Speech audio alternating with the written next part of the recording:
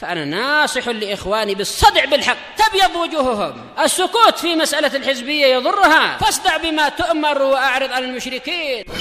سلامي على دماج ورجالها والشيخ يحيى ودار العلم يا سعد بانيها. Bismillahirrahmanirrahim. Alhamdulillah wassalatu wassalamu ala Rasulillah wa ala alihi wa sahbihi wa man wala. Sekarang kita masuk pada ayat yang ke-122 dari surat Al-An'am.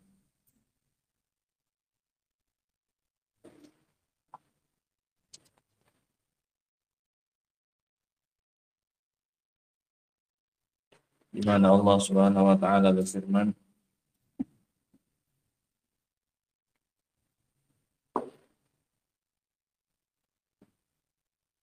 "Awaman kana maitan fa ahyaynahu." Apakah orang yang mati, yang mayit, yang dimaksud dengan mati di sini adalah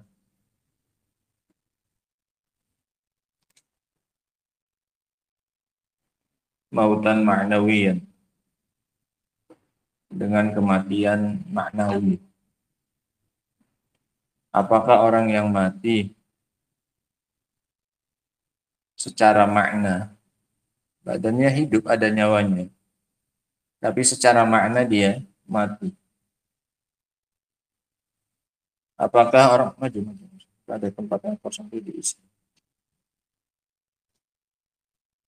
Apakah orang yang mati secara makna, fa'ahyainahu, kemudian kami hidupkan dia. Ini adalah permisalan keutamaan seorang mukmin atas orang musyrik.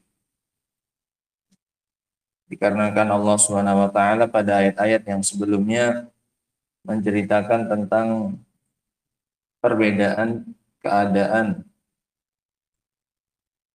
seorang mukmin dengan musyrik. Orang mukmin diperintahkan oleh Allah Subhanahu wa taala untuk makan dari apa-apa yang disembelih padanya dengan nama Allah Subhanahu wa taala. Sementara orang-orang musyrikin ini, mereka kebiasaannya adalah mengharamkan apa yang Allah halalkan. Maka Allah jelaskan bahwasanya kalau kalian beriman dengan ayat-ayatnya, maka kalian makan dari apa yang Allah halalkan, jangan kalian haramkan. Kemudian di ayat yang kemarin kita baca, Allah Subhanahu wa taala juga melarang kaum mukminin untuk makan dari sesuatu yang tidak disebut padanya nama Allah Subhanahu wa taala. Sementara kebiasaannya orang-orang musyrikin tetap memakan dari apa-apa yang tidak disebutkan padanya nama Allah. Bahkan mereka punya syubhat padanya. Mereka mendapatkan wahyu dari syaitan, bahwasanya bagaimana mungkin kalian memakan dari apa yang kalian bunuh, sementara kalian tidak memakan dari apa yang dibunuh oleh Allah. Ya kan? Ini kan dua gambaran, dua perbedaan antara keadaan seorang mukmin dengan seorang musyrik. Maka Allah lanjutkan sekarang di ayat yang berikutnya tentang keutamaan seorang mukmin atas seorang musyrik. Apakah sama antara orang yang dulunya mati kemudian kami hidupkan? Matinya itu bisa babil jahli wal kufri, mati dengan sebab kebodohan dan kekufuran yang ada pada dirinya. Ini sebab dia mati. Awamangka namaita, matinya dengan sebab kebodohan dan kekufurannya. Fa ahyainahu, kemudian kami hidupkan dia, kami beri padanya kehidupan. Ai hayatan ma'nawiyah, yaitu kehidupan maknawi. Ini dengan Allah berikan kepadanya lawan dari sebab kematiannya. Allah berikan kepadanya ilmu wal iman. Dia hidup dengan ilmu dan iman. Sebelum dia punya ilmu dan iman, dia mati. Kemudian Allah berikan kepadanya ilmu dan iman, dia pun menjadi hidup. Wa ja'alna lahu nuran. Sudah kami kasih dia kehidupan dengan ilmu dan iman. Wa ja'alna lahu nuran, dan kami jadikan untuknya cahaya. Ini permisalan yang kedua. Permisalan seorang mukmin itu awalnya mati, tidak punya ilmu, tidak punya iman, kemudian dihidupkan oleh Allah, diberi ilmu, diberi iman. Permisalan mereka yang kedua adalah wa ja'alna lahu nuran, dan kami jadikan untuknya cahaya. Yamshi bihi finnas, dia bisa berjalan dengan sebab cahaya tersebut, menunjukkan hukum asalnya dia berada dalam kegelapan, tidak bisa berjalan karena tidak adanya cahaya. Bukan karena tidak adanya kaki, ada kakinya tapi tidak bisa melihat jalan. Sehingga supaya bisa berjalan, Allah berikan dia nuran, Allah kasih dia cahaya. Wa ja'alna lahu nuran yamshi bihi, kami jadikan untuknya cahaya yang dengan cahaya tersebut dia bisa berjalan. Baknya bak sababiyah, bak untuk menunjukkan sebab. Bihi, dengan sebab cahaya tersebut, yamshi, dia bisa berjalan. Finnas, di tengah-tengah manusia. Apakah sama orang yang punya dua sifat ini, kehidupan dan punya cahaya? Allah hidupkan dulu dia dengan ilmu dan iman, kemudian Allah beri dia cahaya supaya bisa apa? Supaya bisa berjalan. Apakah sama orang yang keadaannya punya dua sifat ini?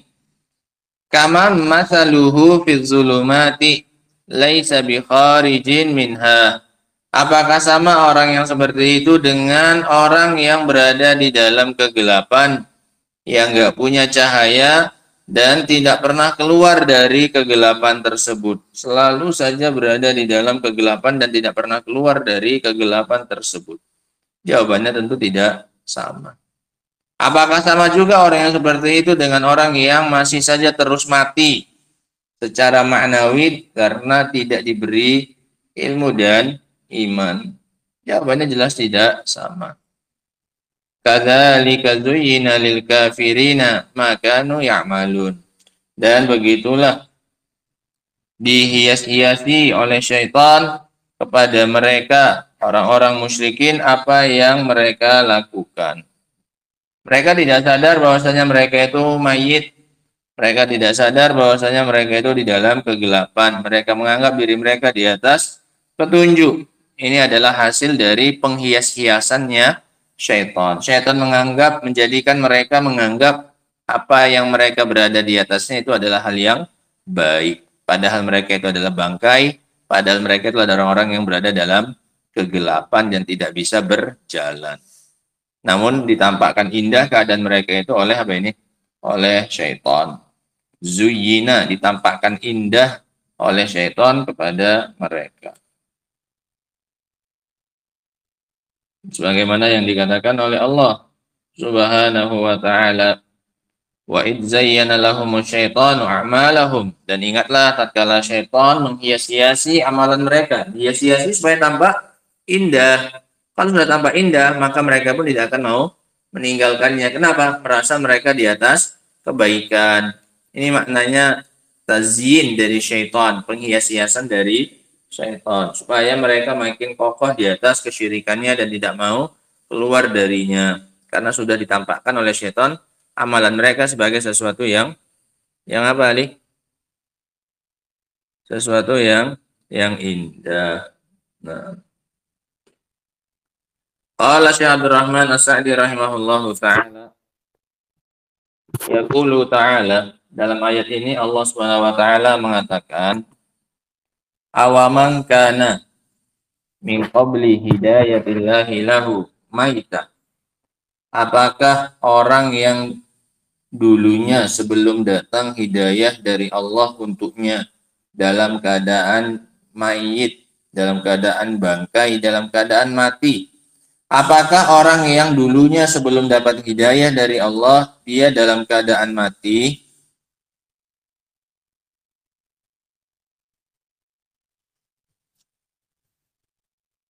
Fi zulumatil kufri wal jahli, berada di dalam kegelapan, kebodohan, dan kekufuran, wal ma'asi, dan kemaksiatan. Ini sebab dia mati, karena dia berada dalam kekufuran dan kebodohan. Sehingga hati-hati dengan dua ini. Hati-hati dengan kekufuran, hati-hati dengan apa? Dengan kebodohan. Jangan mau jadi orang bodoh. Tetap belajar, berusaha untuk menghidupkan diri, karena tanpa ilmu kita ini ibarat apa ini? Bangkai, bangkai berjalan, mayat berjalan, cuman dikasih nyawa sama daging tapi nggak punya hakikat hidup. Paham ya? Ini Allah Subhanahu wa taala sendiri yang menyatakan bahwasanya orang-orang musyrikin, orang-orang bodoh itu adalah maita, adalah bangkai, mayit-mayit berjalan mereka ini. Nah,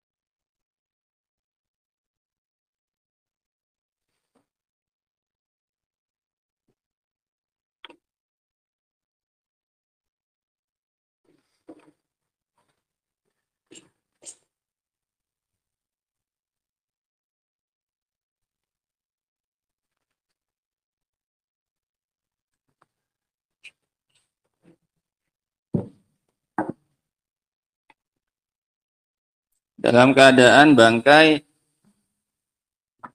berada di dalam kegelapan, kekufuran, kebodohan, dan kemaksiatan.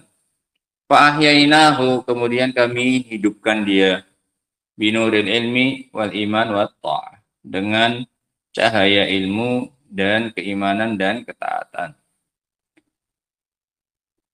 Fasara yamshi bainan nas finnur, sehingga dengan itu dia bisa berjalan di tengah-tengah manusia dengan cahaya yang diberikan oleh Allah tersebut.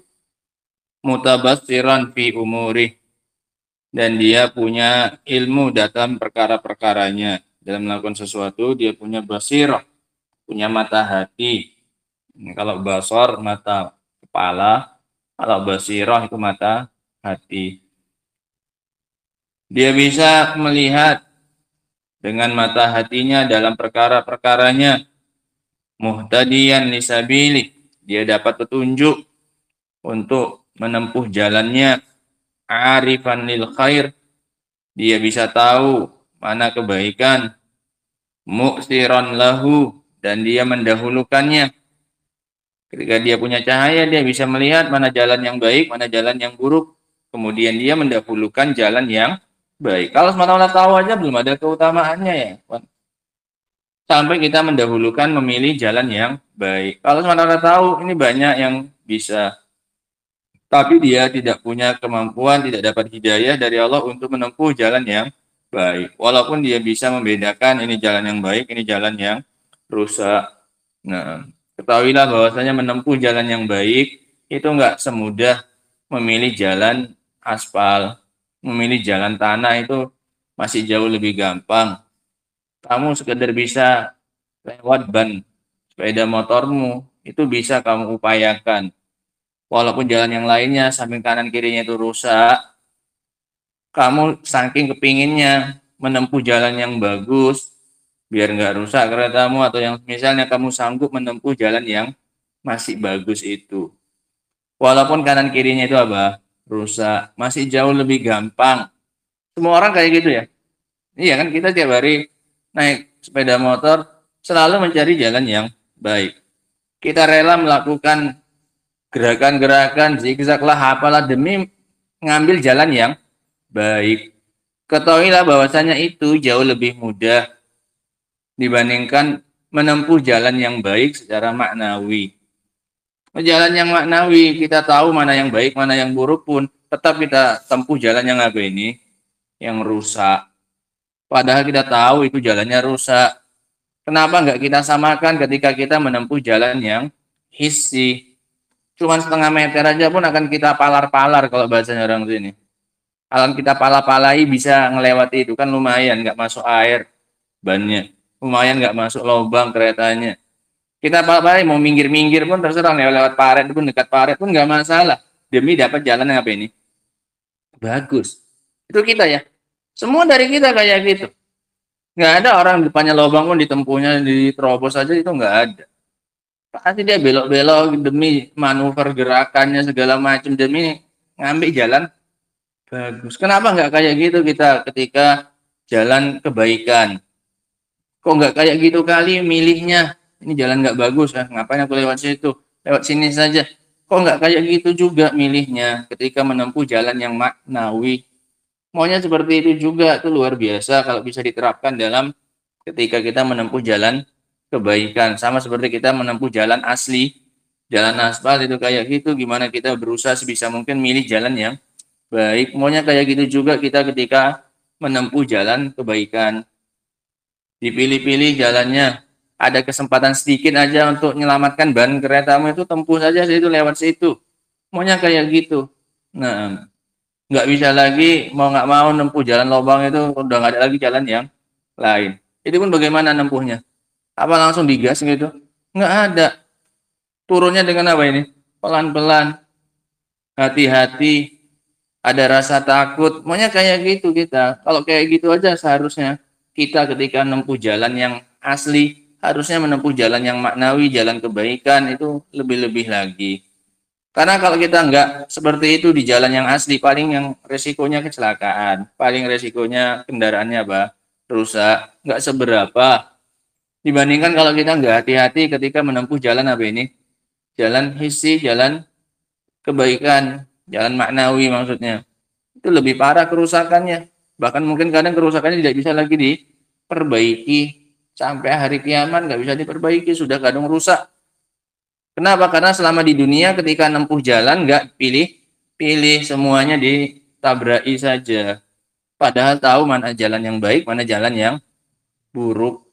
Nah, sehingga konsepnya, cara berpikirnya harusnya sama. Sebagaimana kita menempuh jalan asli, jalan yang bisa terlihat ini, ataupun ketika kita menempuh jalan yang maknawi, jalan kebaikan. Nah, kemudian dia bisa berjalan di tengah manusia dengan cahayanya, bisa melihat dengan mata hatinya. Dalam perkara-perkaranya, muhtadiyan lisabilihi arifan lil khair, mu'tiran lahu, mujtahidan fi tanfidhihi, fi nafsihi wa ghairihi. Dan dia bersungguh-sungguh untuk melaksanakannya pada dirinya dan pada diri orang lain. Wa arifan bisyar, dia juga tahu mana kejelekan. Mubghidan laha, dan dia membencinya. Mujtahidan fi tarkihi, bersungguh-sungguh untuk menghindarinya, meninggalkannya. Sama kayak kita tadi menghindari lubang. Bahkan kadang tinggal 1 meter aja pun, setengah meter saja pun, kalau masih sempat kita hindari. Sering kayak gitu? Sering. Kadang kita nggak sadar ada lubang, baru sadar setelah setengah meter di depan kita. Kita belokkan setengah. Kita belokkan. Padahal itu berisiko untuk orang yang di belakang. Iya kan? Tapi demi menempuh jalan yang baik. Kita sampai kayak gitu. Kita tinggalkan lubang sekecil apapun, kalau di sampingnya ada yang bagus, mana ada orang menempuh jalan itu. Pasti dia akan apa? Belok sedikit. Semua kayak gitu kita. Hanya orang bodoh saja yang kalau ada jalan rusak langsung apa ini? Diterobos. Ini pasti orang rusak juga, sama kayak jalannya. Nah, nggak normal itu. Kalau orang yang normal, dia pasti akan memilih-milih apa ini? Memilih-milih jalan. Nah,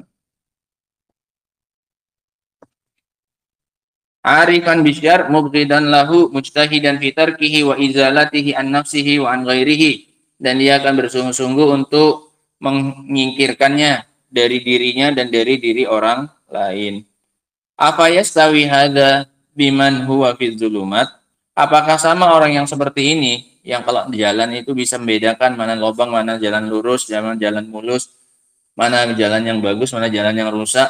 Apakah sama orang yang seperti itu dengan orang yang berada dalam kegelapan? Jawabannya tentu tidak. Yang kegelapan ya nggak ada kelihatan jalannya, semuanya sama bagi dia.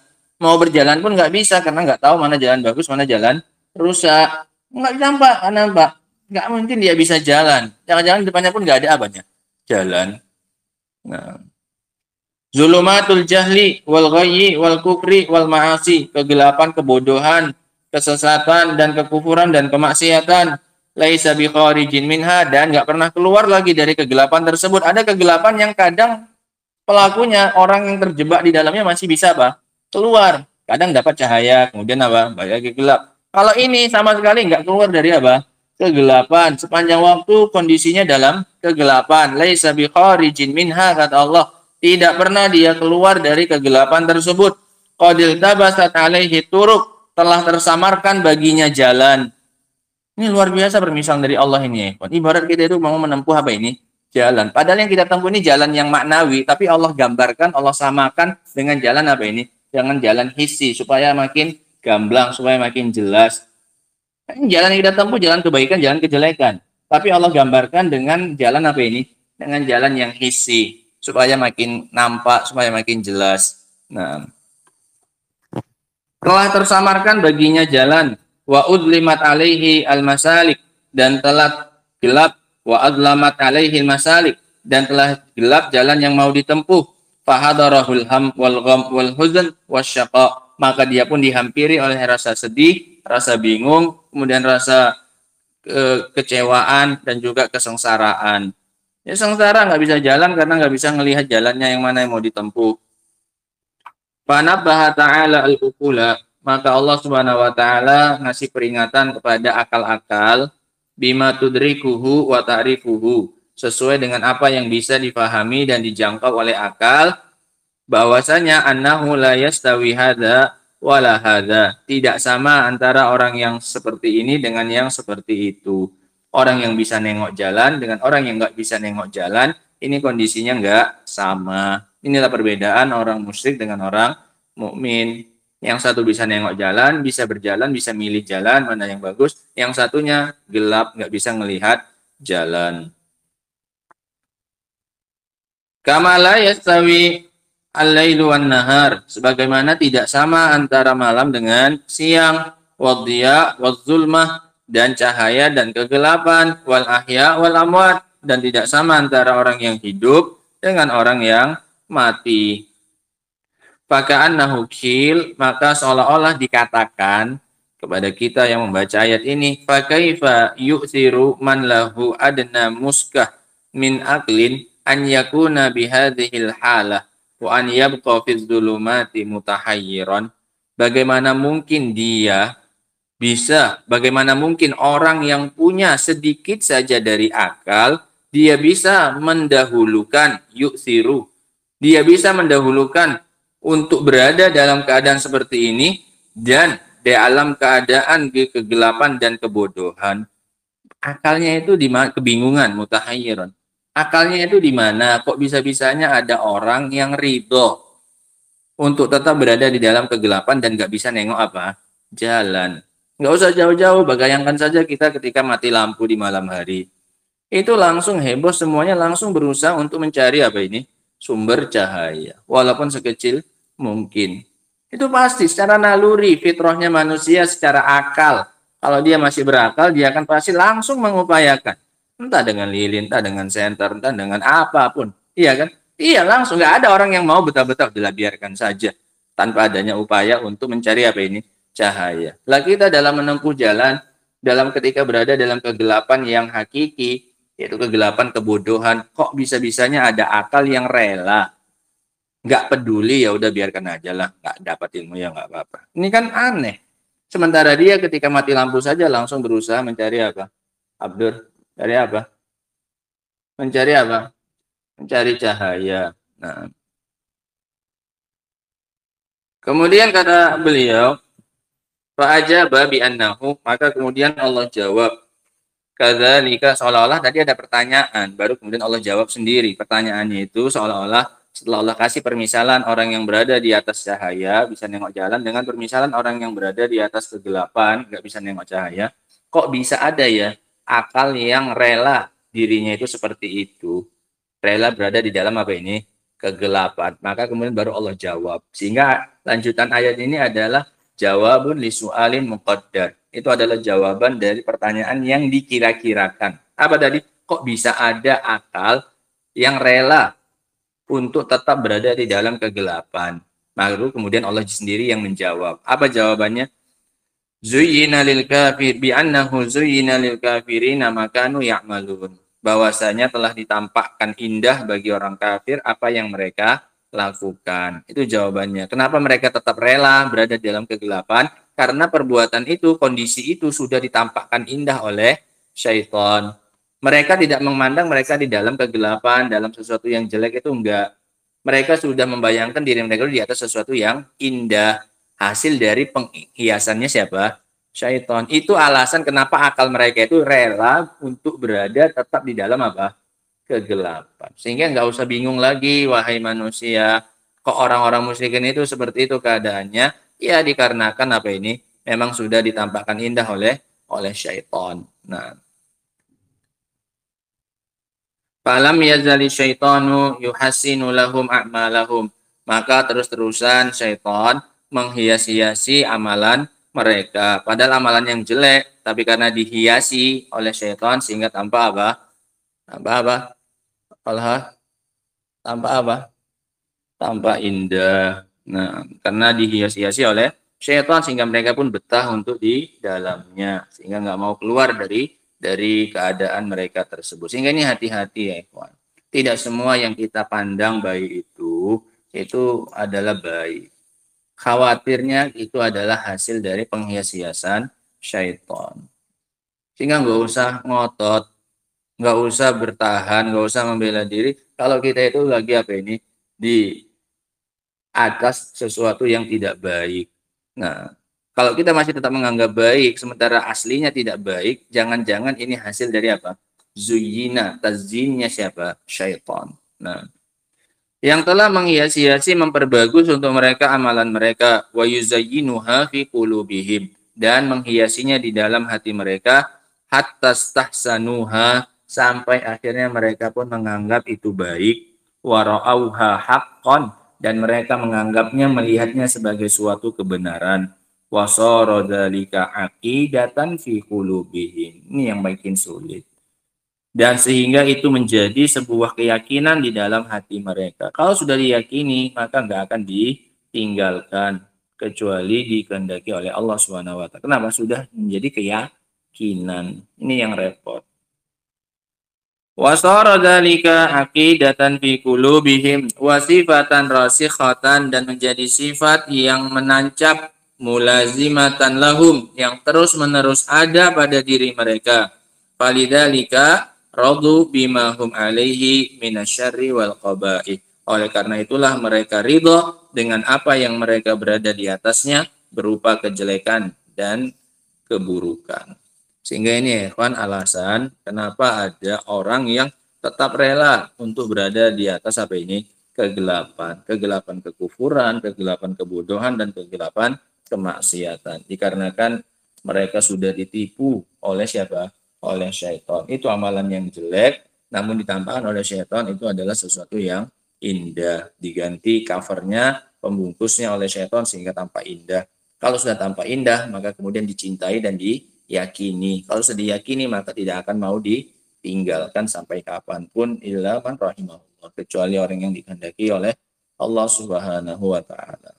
Di antara faedah yang bisa kita ambil ya, dari ayat yang ke-122 ini, yang pertama adalah syattan baina ma kana maitan fahyahullahu bil iman wal Qur'an wa ja'ala lahu nuran yamshi bihi fin nasi ala basirah wa baina man baqiya fi dhulumatil jahli wad dhalal. Jauhnya perbedaan antara seorang yang dulunya mati kemudian dihidupkan oleh Allah dengan iman dan ilmu, dengan orang yang berada di atas kegelapan, kebodohan, dan kesesatan dan kekufuran. Jauhnya perbedaan antara orang yang dulunya mati, kemudian Allah hidupkan dengan ilmu dan iman, dengan orang yang berada di dalam kegelapan, kebodohan, kesesatan, dan kekufuran. Sangat jauh perbedaannya. Faedah yang berikutnya, darbul amsilah fil Quran litakribil ma'ani. Pemberian contoh, pembuatan permisalan di dalam Al-Quran dalam rangka untuk mendekatkan makna. Dalam rangka untuk mendekatkan makna, maka dibuatlah contoh permisalan. Pembuatan contoh permisalan di dalam Al-Quran litakribil ma'ani, untuk mendekatkan makna-makna. Penempuhan jalan maknawi dicontohkan oleh Allah dengan penempuhan jalan apa ini? Hissi, orang yang berada di dalam kegelapan. Kemudian kematian secara maknawi juga disamakan oleh Allah, dibuat permisalan dengan kehidupan apa ini? Dengan kehidupan hissi. Nah, mati, jalan, ini semuanya untuk mendekatkan pemahaman.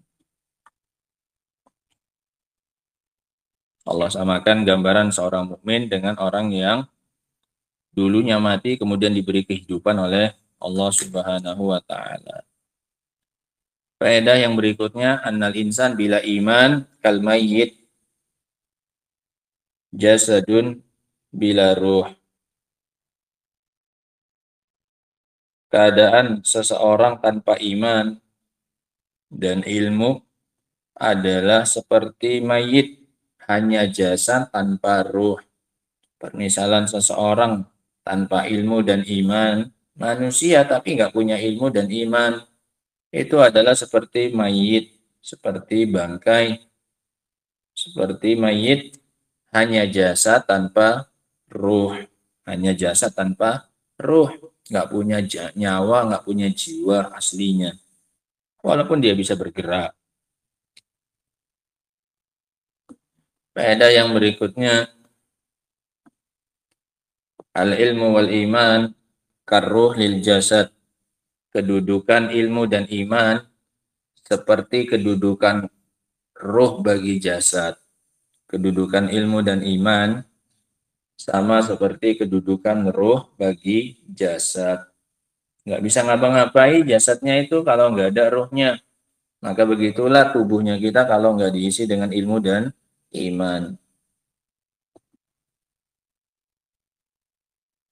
Faedah yang berikutnya, al-ighra wal hath 'alal iman wal ilmi wa ittiba'il Qur'an.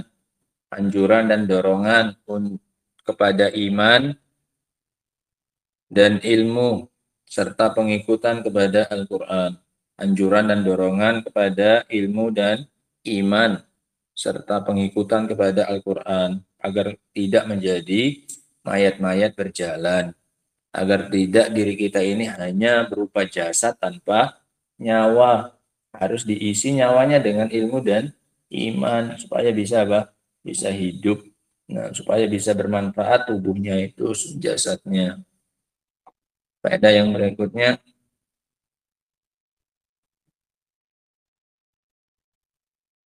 tenggelamnya atau tertutupnya mata hati dengan kebodohan dan kekufuran adalah hasil penghiasan syaitan, adalah hasil dari penghias-hiasan dari syaitan. Tertutupnya mata hati dengan kegelapan, kebodohan, dan kekufuran adalah hasil dari penghias-hiasan syaitan. Itu adalah hasil dari penghias-hiasan syaitan. Yang lebih parah ya kan, kita bisa melihat tapi tidak mau menempuhnya. Ini lebih parah. Kalau orang yang dalam kegelapan dia tidak menempuhnya, masih agak dimaklumi. Ya bagaimana saya mau jalan, orang jalan yang bagus saya tidak nampak. Yang lebih parah yang nampak jalannya tapi tetap memilih jalan yang rusak. Nah, lebih parah kondisinya. Dia sudah tahu mana yang bagus, mana yang jelek jalannya, tetap milih jalan yang hancur. Ini namanya nggak berakal. Nah, ini namanya tidak punya muskah minal ukul, kata beliau tadi. Faedah yang berikutnya, isbatu takdirillahi lil amal khairiha wa syarriha. Penetapan adanya takdir Allah Subhanahu wa taala terhadap amalan yang baik maupun yang jelek. Penetapan adanya takdir Allah Subhanahu wa taala terhadap amalan. Dengan cara Allah Subhanahu wa taala menjadikan adanya orang-orang yang berjalan di atas cahaya, ada orang-orang yang di atas kegelapan nggak bisa jalan. Itu semuanya takdir dari Allah Subhanahu wa taala dengan sebab yang kita lakukan sendiri. Dikasih cahaya, kemudian tidak mau mengambil cahaya tersebut, akhirnya Allah padamkan sekalian cahayanya. Nasallallahu salamata wal afiyah. Kita mohon kepada Allah keselamatan dan juga cahaya agar kita bisa melihat jalannya kita untuk kemudian kita tempuh. Kita minta kepada Allah agar dipermudah bisa menempuh dan melewati jalan yang bagus tersebut, bukan memilih jalan yang rusak padahal sudah ditampakkan oleh Allah mana jalan yang bagus, mana jalan yang apa ini, mana jalan yang rusak. Wallahu taala a'lam bishawab. Adapun ayat yang ke-123 insyaallah taala akan kita baca pada pertemuan berikutnya insyaallah taala. Wa akhiru da'wana alhamdulillahi rabbil alamin.